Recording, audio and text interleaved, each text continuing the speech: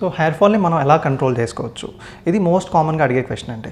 అయితే first thing again ఇందాక చెప్పినట్టు first thing we should work on root cause. అంటే హెయిర్ ఫాల్ ఎందుకొచ్చింది?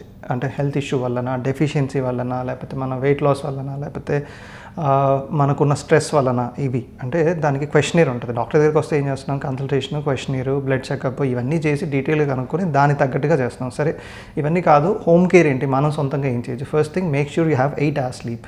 ఒకటి, యూ హ్యావ్ ప్రాపర్ హైడ్రేషన్, అంటే వాటర్ కూడా బాగా తీసుకోవాలండి, హెయిర్ కూడా హెల్తీగా ఉండాలి అంటే. And third thing healthy diet అంటాను. మన ఫుడ్లో మంచిగా వైటమిన్ సి, మినరల్స్ అంటే జింక్, ఐరన్, మెగ్నీషియం, సెలీనియం అంటే ఈ ఆకుకూరలో ఉంటాయి, డ్రై ఫ్రూట్స్లో ఉంటాయి. ఇవి కూడా మనకి స్కిన్తో పాటు హెయిర్కి కూడా కావాలి.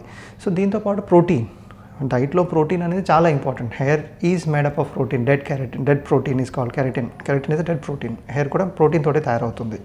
సో హెయిర్కి ప్రోటీన్ కూడా ఇంపార్టెంట్ ఒకటి. అండ్ దెన్ దీంతో పాటు టైం టు టైం మన హెల్త్ చెకప్